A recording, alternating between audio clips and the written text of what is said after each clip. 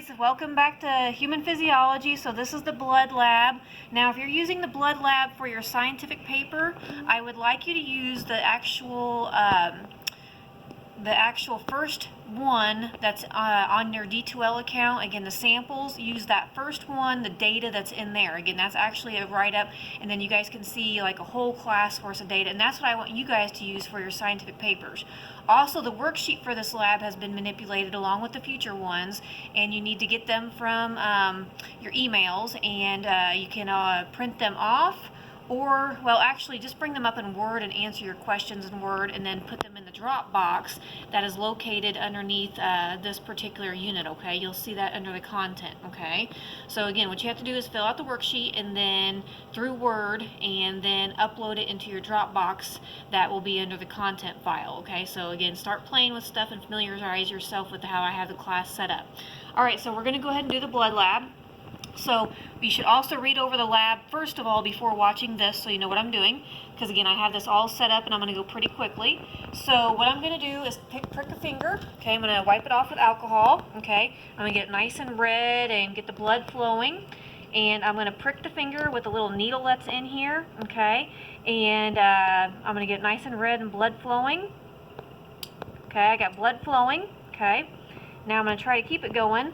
And the first thing I'm going to do, guys, and again, I think in the directions it actually says to do the card first, but I'm going to do the actual capillary tube first, and I'm going to hold the capillary tube horizontally, okay, as you guys can see, and that's going to pull the blood through the actual capillary tube through capillary action. Again, you guys can see that there, okay, and I'm going to keep going.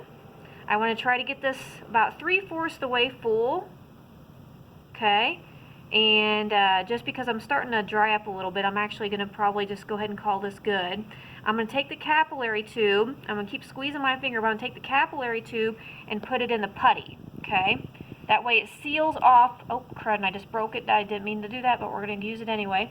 So again, I'm going to seal off the bottom end of it, okay? So again, this happens sometimes, but again, don't worry about the fact that I just broke the tube, but that's not a big deal because I want to keep going. Anyway, I'm going to use that tube here in a minute. I'm going to get some more blood on my finger, and I'm going to put it on the actual blood typing card, okay?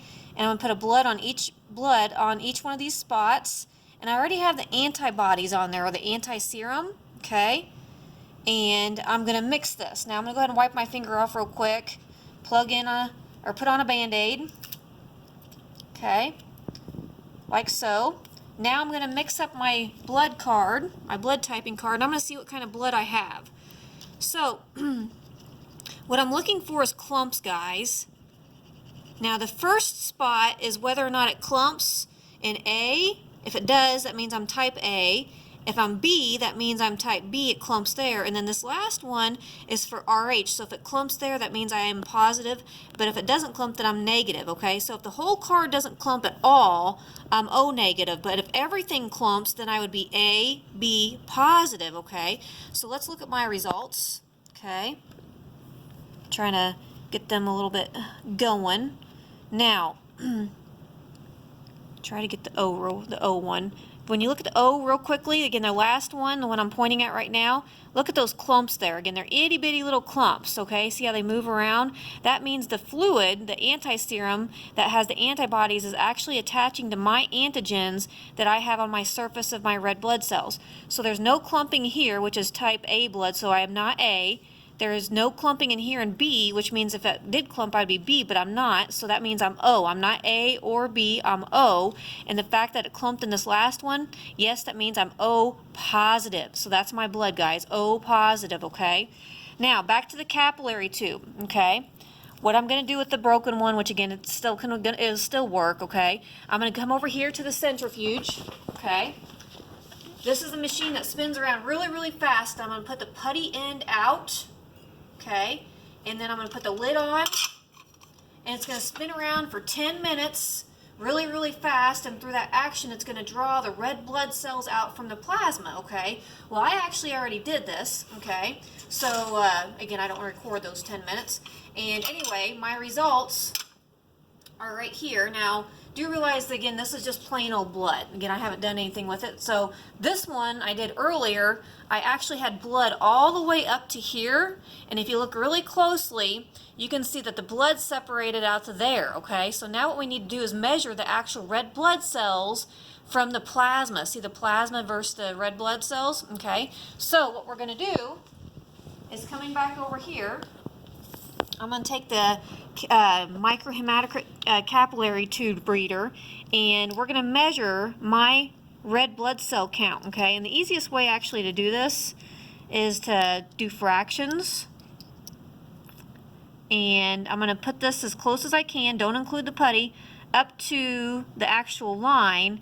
And again, in this case, you guys can see about 32 over 70 is my result. So 32 over 70.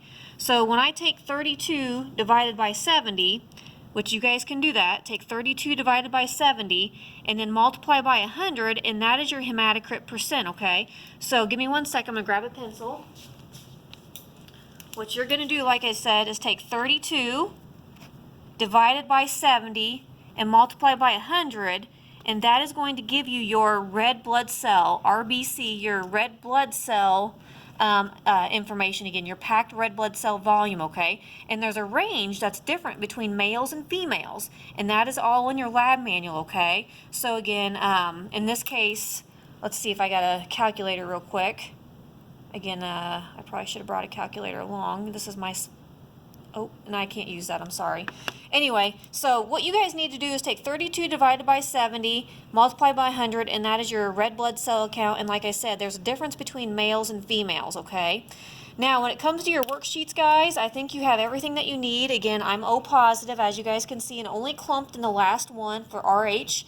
And, let's see, I'm trying to think of other things that you need to answer. I think that's pretty much it. Again, all your answers are in the lab manual and from what I just went over with in regards to this recording, okay? So best of luck. If you have any questions, send me an email.